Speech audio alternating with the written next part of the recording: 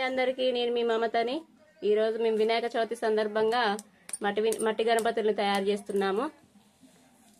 చూసిల్లా ఇవి ఎంత మంచిగా ఉన్నాయో.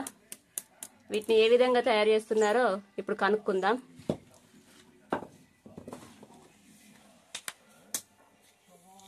బావా ఎట్లా చేస్తున్నావు? వీటిని కొంచెం వివరాలు చెప్తావా?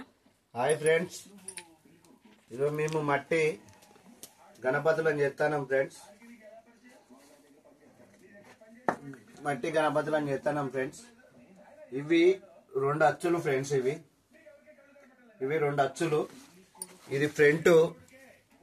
ఇక దీని మీద అంత బొమ్మల అచ్చులు ఉన్నాయి చూడండి ఫ్రెండ్. ఇది ఫ్రంట్, ఇది బ్యాక్ ఫ్రెండ్స్. మేము వారం రోజుల ముందే మట్టిని వడబోసుకొని మట్టిని వడబోసుకొని రావుతులు లేకుండా తయారు చేసుకొని ఫ్రెండ్స్ తొక్కి నిన్నటి నుంచి తయారు చేస్తున్నాం ఫ్రెండ్స్. మేము ఇదిగోండి ఇట్లా చేసుకోవాలి ఫ్రెండ్స్.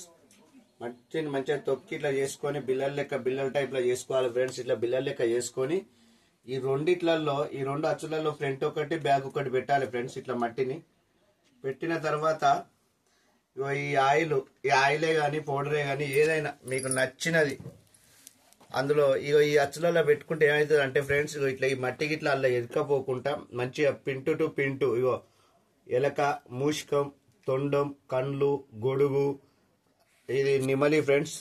ఇవన్నీ ఇట్లా రావడానికి ఇప్పుడు ఈ అచ్చులకి వెళ్ళి అన్నిట్లకి వెళ్ళి వస్తుంది ఫ్రెండ్స్.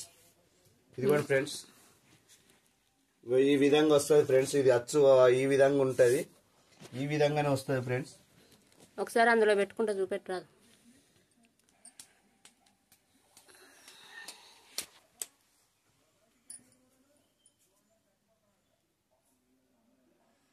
ఇప్పటి వరకు 16 దాకా అయినట్టు. ఇదిగోండి ఫ్రెండ్స్, ఈ విధంగా వస్తుంది ఫ్రెండ్స్. అవుట్పుట్ మొత్తానికి ఇలా ఉంటుంది ఫ్రెండ్స్. బ్యాక్ సైడ్ కూడా చూపెట్టు. బ్యాక్ సైడ్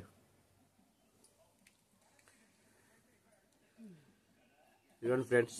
ఇది మా మట్టి వినాయకుడు ఫ్రెండ్స్. అక్కడ చేతితో చేసిన వినాయకుడు చూపెట్టు.